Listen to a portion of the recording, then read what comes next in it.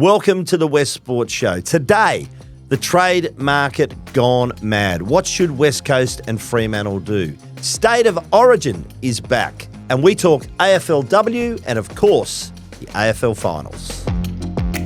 We are brought to you by TabTouch. Got the touch? Download the TabTouch app today. You win some, you lose more. For free and confidential support, visit gamblinghelponline.org.au. Tuesday, Craig O'Donoghue, how are you, mate? Oh, wonderful, Quarters. It's always good to be back. We are going to talk about the finals that have been played. We are going to talk about the great news yesterday about State of Origin's rebirth. But first, let's talk about the crazy world we live in at the moment of free agency. It's gone nuts. Yeah, well, it's not the free agency that's gone nuts. It's the fact that players want to be free agents when they have contracts. And it's been a bit wild with what's going on with Zach Merritt at the moment. But I see this as a real opportunity for a club like Fremantle to get involved in the debate, get involved in the mayhem, and become the winner of collateral damage. You broke for Hawthorn, I broke for Essendon. The clubs hate each other. I just don't see how they're going to be able to deal with each other to get Zach Merritt between the two of them. But that doesn't mean Zach Merritt will stay at Essendon. I can see him leaving and going elsewhere potentially. Well, what Essendon should do is he's the contracted player to that club, so they get the best deal available. That means he goes to another Victorian club, Pretty hard to see him going back as captain. It's probably pretty hard to see him going back. But I mean, think he's gone. I don't think there's any way he'll be at Essendon next year. He's blown the contract up. He's blown the footy club up with what he's doing. But will he definitely end up at Hawthorn? I don't know. There's no certainty around that. But generally speaking, and this is a different circumstance because of the way it's unfolded, but generally the players do get to where they want to go. Somehow a deal is done. But this feels to me like it's just not normal. So if I'm Justin Longmuir at the moment, if I'm Fremantle in general, I'd be on a plane and I'd be over in Victoria. And I would be meeting as many players as possible. Well, I'll give you one, Christian Petracca. There's murmurings around him. He wants to leave. Now, would he be prepared to move to Western Australia? Find out. Exactly. So Zach Merritt, Christian Petracca, Jai Simpkin, Judd McVie. I'll be going after Bobby Hill, out of the Collingwood team at the moment. There's 5 guys you can meet and say, if you can jag any of them or have them even really seriously thinking about coming over and then building the momentum of that into other players going, well, if Zach Merritt was meeting with them and Christian Petracca's meeting with them and Bobby Hill's meeting with them, suddenly others might start thinking, you know what, Fremantle aren't that far away. Why not try going over there? I could see Petracca in that midfield and absolutely we know they need a bigger body.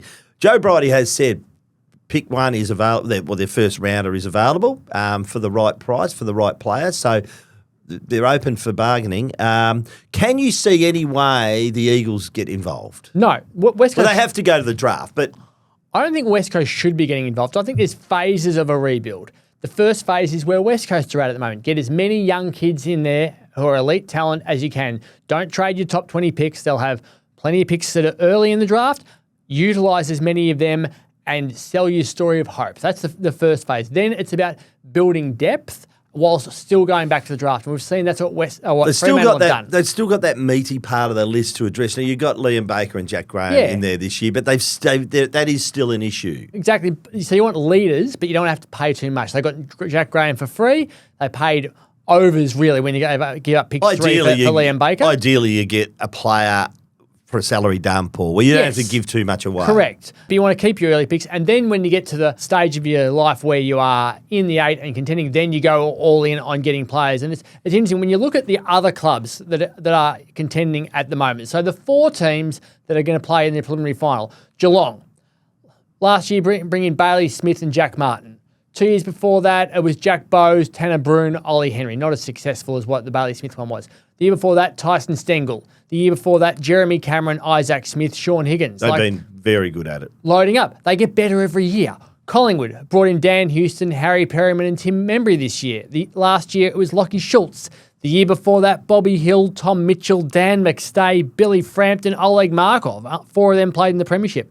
The year before that, Patrick Lipinski. Hawthorn this year, Tom Barris and Josh Battle. The year before, Marbior Chol, Massimo D'Ambrosio, Jack Ginnivan, Jack Gunston. And the year before that was Lloyd Meek and Carl Amon. And you're not even mentioning Jarman Impey there. Because he's a long way before that. Yeah. He was part of that sort of depth sort of group where you're building players up. Brisbane have gone Sam Day, Tom Duday, Josh Dunkley, Jack Gunston and Connor McKenna in 1 year, Darcy Fort, Joe Danaher was 2021, Calamar Chi was 2020, Lockie Neal was 2019. So you've got to just keep getting better. And Brisbane will go and get Oscar Allen and Sam Draper. We expect Geelong to go and get James Warple and Rowan Marshall. Hawthorn are into Zach Merritt, as we know. If Fremantle aren't as good as them right now, how are they going to catch them if they don't go and get other players like that? So don't go to the draft. Hit it really hard and go and get someone else like a Luke Jackson, like a Shea Bolton, like a Jordan Clark, and make your team better. No matter what they need to do is make their team better. And there's plenty of players out there who are thinking about it. Grab them. As a proud major sponsor of the Fremantle Football Club, Woodside has accepted the challenge of supporting local footy at all levels, from grassroots to greatness, so it can thrive throughout WA. Woodside, Australia's leading energy company. Cod, big news yesterday. Well, we were expecting it, but big news yesterday, February 14, State of Origin is back. WA v Victoria. Can it work? And there's no real time frame on the regularity of it yet. But do you think it can work? And, I don't mind the fact that it's pre-season. I don't mind the fact that they've said, well, you only have to play one community bank game, so it's almost like another game. You throw a bit of money at them. It's important that they've put it on the players. If you want it, we'll bring it back. If you don't want it, we won't. They've said, yes, we want it back. So I think from that case, it's a win. I think it's finding it's a niche. How often do they play it? And for me, I've always been rusted on with this. I think it's every 4 years. It will work if the players want it to work, and it will work if they can engage the supporters. The fans have to genuinely care. So when we were younger and State of Origin footy was being played on a Tuesday night in the 80s, we grew up in Victoria, we hated South Australia with a passion, and South Australia hated Victoria. There wasn't the hatred for WA at the time. From my memory, I remember it more being a more level of respect for what WA could produce and that they were a bloody good footy state. Well, we had a lot of... I don't know. Once you get smashed by them, when we got smashed by them in the opening Origin game in 77, I think then there was a bit of enmity. Right. I was only one then, so I don't remember that. I remember the respect element of, geez, have a look at the talent coming out of WA and you watch it for that reason, whereas South Australia, Victoria was, we hate South Australia and South Australia hate the Vics. I think the way Glen Jakovic spoke yesterday was outstanding. And if he can become the modern-day version of Ted Whitten and Knuckles Curley and Malcolm Brown, Dermot Brereton could potentially be the mouthpiece for Victoria, and Kane Corns could be the mouthpiece potentially for South Australia, and you can build the rivalry off the field with the way they speak about the game and get other former superstars in who start talking about their passion for their state. That will then get the fans behind it. It's theatre as well as the game itself. Can't be a smashing, though. Can't be a smashing, no. We'll get to that in a moment. We'll read out some likely teams. You need to have players prepared to go back with the flight of the footy to take marks, put their body over the ball as if it's their life depends on it, and tackle like it really matters. If it becomes an exhibition game where not everyone's going really, really hard in February, it dies. But if someone goes in and goes, you know what, I want this footy, then we will know straight away. There's a great documentary, The Redeem Team, on basketball. There's vision shown of Kobe Bryant talking about how they were filthy that America hadn't won gold at the previous Olympics, and he was coming up against a teammate in the Olympics, and he said to everyone, when he gets the ball, I'm smashing him. First possession, leave him open, let me hit him. And everyone went, that's not going to happen. And then he smashed the bloke. First possession, LeBron James turned around and went, oh my God, we're on here. Like, this matters. But that was the reputation of, the greatest basketball country.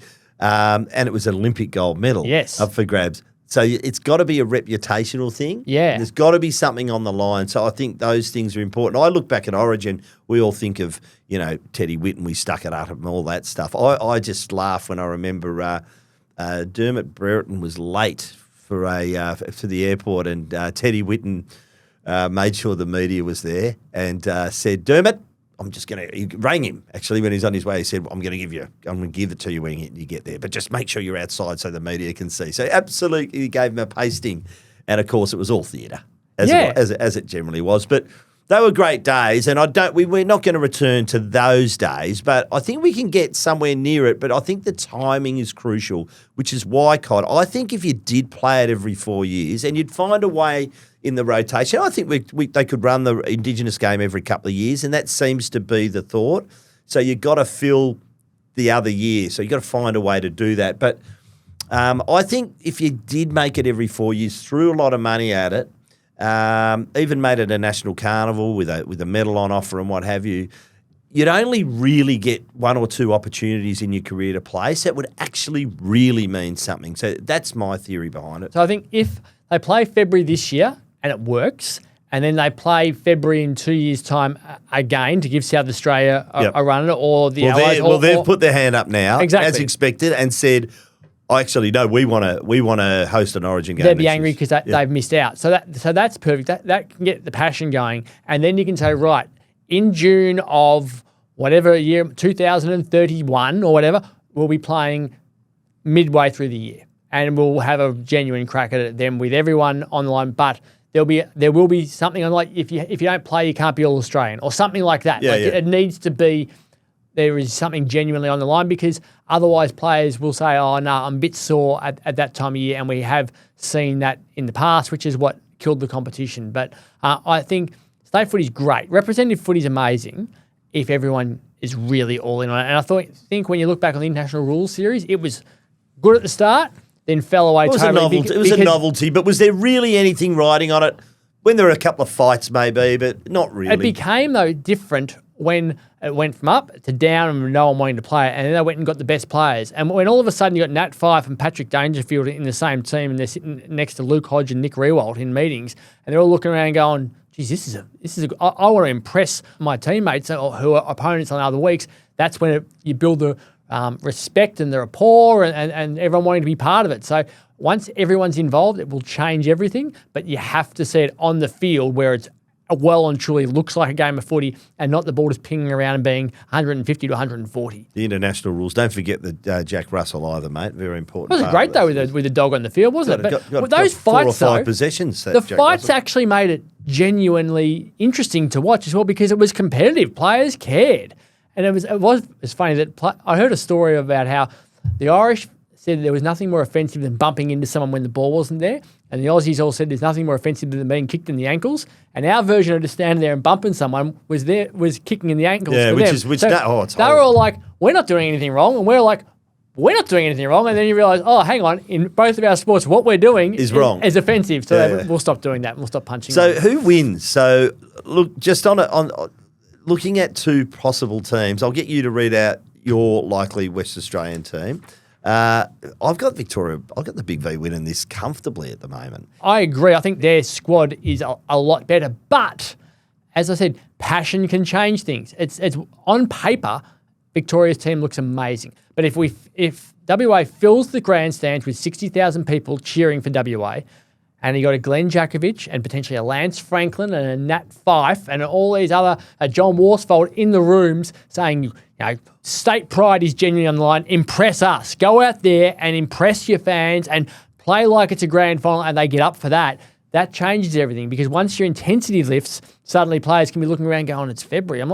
I wasn't ready for this. Who coaches WA? I think it should be Justin Longmuir, because he's the most experienced WA coach. So it has to be a current AFL coach? I think it should be a current AFL coach. I would have thought Justin Longmuir with Dean Cox and Josh Carr as the 3 West Australian coaches in the AFL system. But I can see there being a mouthpiece, which might be Glen as an example. Makes sense. Who does the... He's passionate about it. Who is the coach, quasi-coach, but is standing on the boundary line doing the yelling and screaming while people up in the box are the ones doing all the moves, because you've got to have the same terminology that's happening for clubs behind closed doors. But I think having someone on the boundary line as the face of it would be really, really important. Why don't you read out your WA team, and I'll have a crack at a Victorian team. So we went with the theory today that it needs to be a squad of 30, because that was how many players took the field for the Indigenous All-Stars. Haven't included anyone who will be unavailable due to injury in February. So that's Nick Martin and Darcy Jones and Sam Powell-Pepper. And we haven't included Cozzy Pickett as a West Australian. He is half West Australian, half South Australian, until he declares which state he feels he should be playing for. That could be interesting. Yeah. So he needs to make a decision around that, because it's not for anyone else to say you are a West Aussie or you are a South Australian. Once he commits to a state. How much did he spend in each state? About half. Okay. That's the problem. So his under 18 years were when he represented South Australia at the under 18 national championships, but grew up over here. So he's been in the two states, a bit like what Tom Mitchell was. Tom Mitchell grew up in Victoria but played under 18 footy here and then got drafted. So if Western Australia was playing South Australia, Cozzy, who would you want to play for? Has to be the question, and then he can pick it. So do you go with your WA? So this is missing Cozzy Pickett, but he's in the team if he wants to be. Yep. Backline, Brandon Starcevich, Sam Taylor, Aliyah. Halfback, Jordan Clark, Tom Barras, and Liam Baker. Centre of the ground, we've got Blake Acres, Elliot Yeo, assuming he'll be fit by February, and Bradley Hill. Half forward line, Shea Bolton, Aaron Norton, and Bobby Hill. Nice and deep will be Charlie Cameron, Jesse Hogan, and Jake Waterman, assuming once again Jake Waterman gets through the pre-season. In the ruck, we got Luke Jackson with Paddy Cripps and Chad Warner, and then a massive bench. We went with the theory of 3 rucks, and that means that we're going to have Tim English and Darcy Cameron on the bench. Extra couple of forwards, there'll be Mitch Georgiades on the bench. Extra key defender will be Rory Lobb on the bench. And then you'll have Callum Archie, Cam Zurhar, and Liam Ryan as the extra forwards. Toby Bedford and Stephen Canelio as the extra mids, and Will Powell, Trent Rivers, and Brady Hoff as the extra defenders. You can rotate Shea Bolton through that midfield as well, and maybe Luke Jackson having a run in the midfield, and maybe Liam Baker having a run in the midfield as well. So there's 30 blokes that you can pick from. There's plenty who you can say miss out, but I think at the moment that would be the strongest possible squad. It's a bloody good football team, but have a listen to this possible team for Victoria. So Lockie Ash, Jacob Wiedering, Josh Battle. There's your back line. Half-back line, Josh Dacos, Darcy Moore, Bailey Dale. Centre line, Hugh McCluggage, Nick Dacos, Noah Anderson. She's a fair centre line. Fair centre line. Half forwards, Bailey Smith, Sam Darcy, Zach Butters. Forward line, Jeremy Cameron, Ben King, Toby Green. And then the followers, Max Gawn, Caleb Sarong. It'd be good to see him in the Big V. Marcus Bontempelli. And then interchange from. So I've got Cam Rayner, Zach Merritt, Tom Stewart, Matt Rowell. There's Josh Worrell, Braden Maynard, Luke Ryan, Sam Collins, Lockie Whitfield, James Sicily. I could go on and on. I mean, you've got very notable others. I mean, Hayden Young, there's Scott Pendlebury, there's Christian Petraka, there's Harry Sheasel, there's Jai Newcomb. It just goes on and on. So missing from your 18, this shows how strong they are. You could form a first choice midfield who aren't in that 18 of Hayden Young, Max Holmes, Ed Richards, Andrew Brayshaw. Easily. Straight away, with potential to chuck in. Josh Dunkley's there as well, as you said, Tuke Miller, Finn Callahan, Sam Walsh, Will Ashcroft. Like it's deep, deep. And there's a Coleman medalist in Charlie Curnow sitting there who isn't in your team either. Jack Gunston as well. Yeah, like it's wild how much talent they have. Now, the thing is, as much as the notable others are sitting there, and if you had 22 or 23, then it reduces, doesn't matter who's not playing, it matters who is playing, so the depth doesn't actually help Victoria anyway. If WA can get their best 22 out there.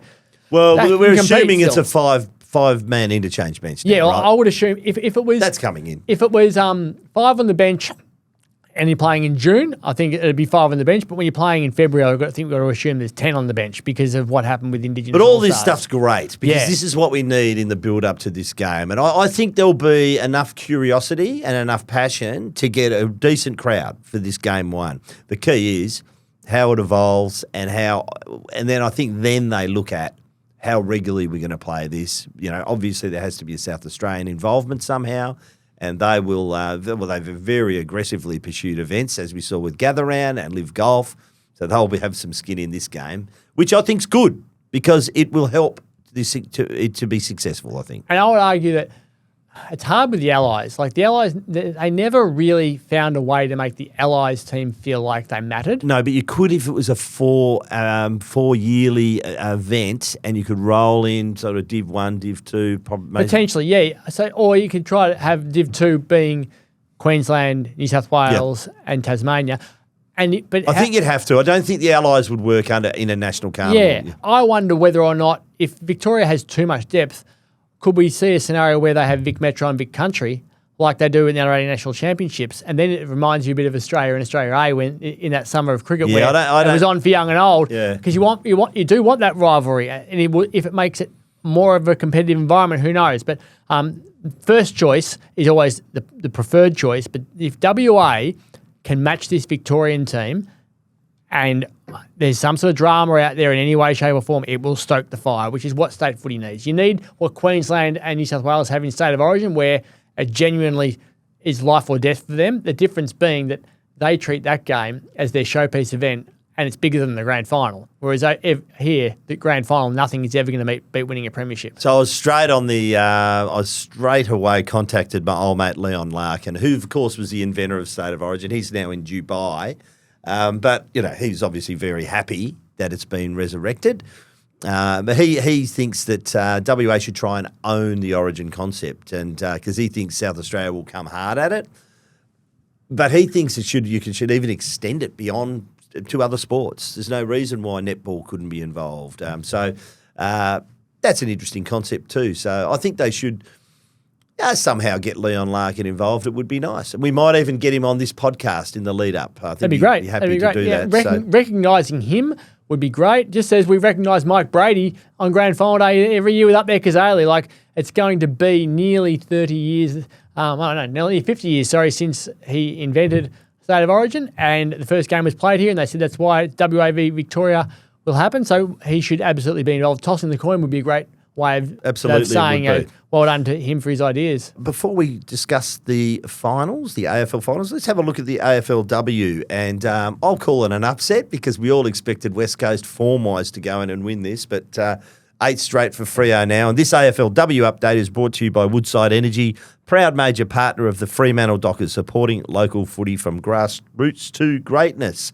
3-5 to 2-4, windy and wet. Horrible conditions. But yeah, I mean, I was surprised by the result, but that's a really good win to the Dockers. I thought it was massive for Fremantle. And when you looked at the conditions, like, it was impossible to play decent footy in those conditions. Like, the wind was howling and it was going across the ground at different points. The rain was coming in. So that's a day where you have to knuckle down and just fight. The only way you're going to win that game is to fight. You've got to be prepared to do what's required, knowing you're not going to score much. You're not going to get many opportunities. Some of the shots players were trying to take shots from. You go, well, what's the wind doing here? It was a bit like that Hawthorn GWS game in Tasmania where in the year. It was good luck. You just got to get yourself into a position to have shots and hope that you can convert them at the end. In the end, they've come away with a win on a frustrating day for both teams. They knuckled down and they won that match. And if you lose, your season's gone. But they found a way, and that's a really good sign for Fremantle. West Coast have had a good start to the year. They weren't able to knock over the club that's been ahead of them. The usual suspects for trying to get them back in the game: Ella Roberts, Charlie Thomas, Bella Lewis. Well done to Ola Lally for the first Irish woman to win a Derby medal, and Kiera Bowers and Gabby Newton as well were. We talked about the Irish before. Every single AFLW team needs to be going to Ireland and just recruiting as many players as they can. Because I would argue right now that if you put the All-Australian team in the AFLW against the All-Irish team, they'd smash us. They are so talented. They've come over and redefined the entire AFLW competition. They're skilled, they're powerful, they can kick the damn ball really, really well. They are elite, the female Irish players. So, yeah, the challenge is now on for the Aussies to win all these awards and show what they can do because, they've really had a massive impact on the competition. So let's hope that that can be a bit of a fire starter for Fremantle's season because they've had a pretty poor start. And West Coast have had a pretty solid start. So it would be nice to see Fremantle go on from here. Before we get on to the AFL, just a quick mention. Congratulations to Charlie Constable from the Perth Football Club of winning last night's 105th Sandover medal. It was a bit of a thrilling count. Matt Parker of South Fremantle, they were all locked up, and of course Matt Parker did not play in the final round. He was very sore, and Charlie Constable was able to come over the top and win it. It feels, I think South Fremantle will win the flag this Sunday, so he's still got an opportunity to get a bit of a lick of the ice cream. So I thought the season that Perth had, winning a final, he's a really solid, good young man, Charlie Constable. I had a look at his stats too. First game so he played with Geelong and Gold Coast. First game for Geelong was against Collingwood at the G, so you can imagine the crowd would be huge. 21 possessions and a goal. And game 2 was 28 possessions for Geelong and was nominated for the Rising Star that day. And it didn't go on with it. A couple of years later was delisted. Didn't quite happen for him at Gold Coast, but just really pleased to see him get some chocolates last night. He's a guy who Fremantle should be getting in to do a pre-season. Yep. And under the Put SSP. him on the SPP, yeah. Yep. So 191 centimetre midfielder who's just won the Sandover, 26 years old. He was picked 36 in 2017, 16 games for Geelong and Gold Coast. Not quick. So yeah, that's the problem for him. He's not a fast midfielder. But if Fremantle are looking for tall mids, he's a tall mid, and he's proven that he's too good for one level, not good enough for the other one yet. But he's 26 now, so maybe it was just that he was in the wrong environment at the wrong time. And there's lots of these sorts of guys out there who go back.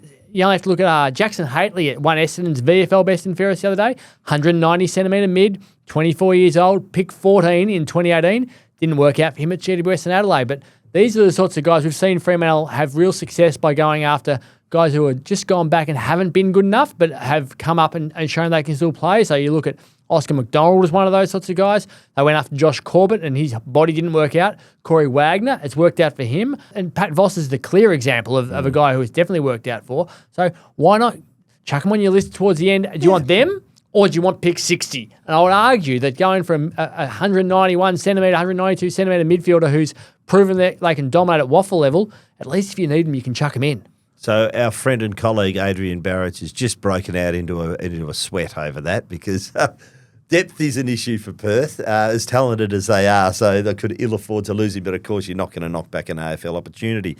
The two finals at the weekend, first semi-final, Hawthorn 14-17, 101, Adelaide 10-7, 67.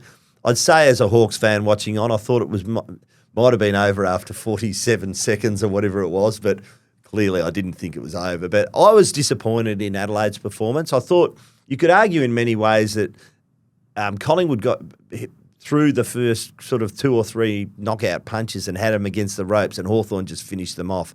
I thought it was a distinct lack of pressure on Hawthorn at the weekend, which may affect Hawthorn going into the Geelong game, but they were very good. Jai Newcomb, 4 finals, number 1 rated player on the ground in each of them. He's got an incredible record so far. You can find life a bit tougher on Friday night. I think Mullins or O'Connor will be sitting on him pretty closely. Look, Adelaide finished top. I'm not going to throw the baby out with the bathwater. I still think they've got some deficiencies. They lack a bit of depth in the midfield, clearly. Yep, absolutely they do. I think that's probably their number 1 area. And not having Isaac Rankin as their playmaker cost them. And so there's your punishment as a footy club for him misbehaving. But you can look at it too. You can put your head in the sand and sulk, or you can say, we finished on top. We've played 2 finals. We've got some great lessons out of them. Let's take that on board. They're now, I think they had 53 games of combined finals experience heading into their first final.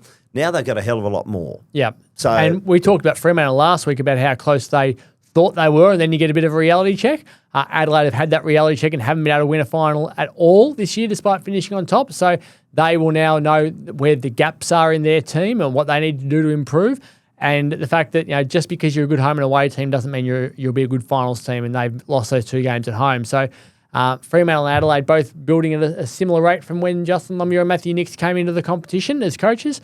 It's not easy to go from good home and away team to winning finals and then contending for a premiership. Just a mention to Luke Bruce, one of my favourite players. I was told heading into the weekend game for Box Hill in the VFL that he was a very good chance to be the sub against Geelong on Friday night, the preliminary final, and then had that horrific leg injury. It's an ACL and an MCL. And the initial reaction is that's not how you should go out of the game, because he's now officially retired, because he did announce he would retire at the end of the season. But then you look back on it and you think, rookie, however many goals he's kicked, rookie will be a Hall of Famer, in my opinion. AFL Hall of Famer? I do believe he will be. You reckon? Oh, yep, down the track. And he, mate, it's a wonderful career. 3 premierships. you'd take that, wouldn't you? Oh yeah, he's been an absolute You just star. don't want the green whistle at the end of it. No, you don't want to go out with the way that he has. No, he's been a key cog in that Hawthorn team for a bloody long time, and just one of the elite small forwards in the competition. The other final, I reckon, I picked Brisbane with extreme confidence. A, there was the trip across to Perth for Gold Coast. B, there was and this is not a criticism, absolutely you should celebrate that win over Fremantle. The way it panned out, the David Swallow kick at the end, absolutely celebrate it. But I thought they probably won their final, and I just thought the experience of Brisbane, everyone's talking about Lachie Neale's absence, but there's so much depth to that midfield.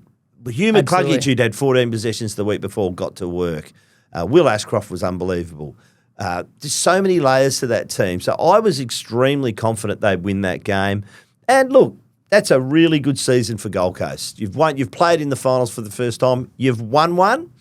It was a disappointing Q clash. It was one of the more disappointing finals. I think after about quarter time, I think it was done. It's a lesson to everyone that when you look at injury lists, only look at the guys on the injury list who are bona fide superstars.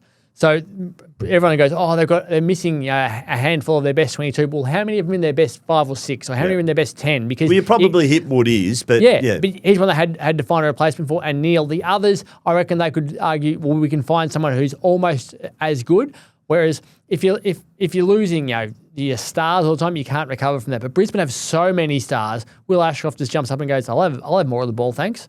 Hugh McCluggage, I'll have more of the ball, thanks. Others will just keep working through it as well. So they're a damn good team. They are a damn good team, and they could easily win it again. Easily beat Collingwood and easily go all the way. So, we'll see what happens, but it's an interesting game. Thirsty Camel mailbag time. This week's special, Hans Super Dry, 3.5% stubbies. Camel Club member price is $51.99 a carton. Join up in-store or online today. Every week, we're giving away a $50 digital voucher thanks to Thirsty Camel. Get your questions into TheWestSport at wanews.com.au. Leave your mobile number at the bottom of your email as we'll send you the voucher if you're a weekly winner. High Quarters and Cod, are you and Cod surprised that Melbourne appointed the King of Horror as their coach? Oh, Stephen King, of course. No, I'm not surprised that he got the gig. What is your view on that? Yeah.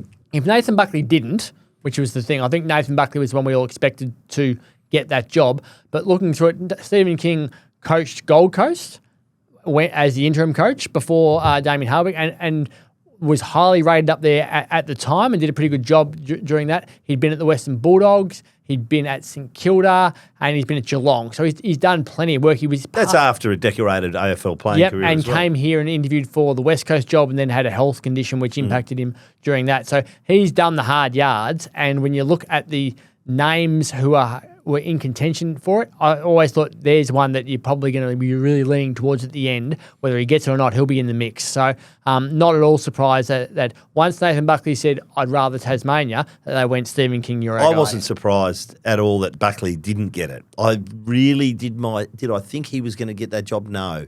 I thought it was always going to be Tassie. I reckon he got halfway through the process and thought, this club's off the field.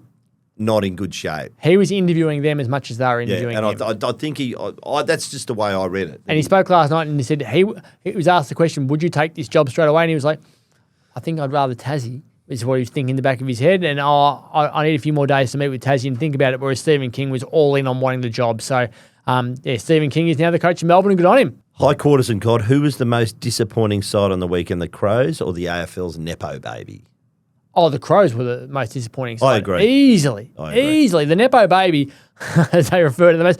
Gold Coast had won a final the previous week and were then up against their arch rivals, and it's a big stage, and they're a young group coming through. That was always going to be a hard game for them to win, whereas if you finish on top of the ladder, you are expected to win a final, especially when you're at home. Well, home. Yeah. 1983, the last time that happened. Yeah, so. Adelaide were the most disappointing team in the finals by the length of the straight and by the history of the game as well when you look at it. So it's 83, as you said. The stats now show that the bottom top four clubs aren't as advantaged. Well, Adelaide did have 2 home finals, but because of the pre-finals bye. So I Either would that or the teams below are just better in general than what they this used to year be. they are. Yeah. There's We no all agree- question it's tight. Western Bulldogs, we would have expected if they had have made the 8, would have been challenging to actually play in the grand final, we always thought. And, Yep. Fremantle missed the 8, missed the top 4 by percentage and still hosted a final. So it's tight. It's tight at the top. And that's the good thing. We should be hoping that those lower teams should still be able to contend. But you do want the reward to be there for the teams that have finished higher up in the ladder. They need to get as much reward as possible in the final system. It's not even the pre-finals bye. Adelaide are the 14th team since the current finals format was introduced in 2000 to exit in straight sets. So, yeah, it's easy to fall over quickly, that's for sure. Hi, guys. Given how dire the second half of this season was this year, with half the clubs unable to make the finals and too many meaningless games, talk has now moved quickly to a wildcard round.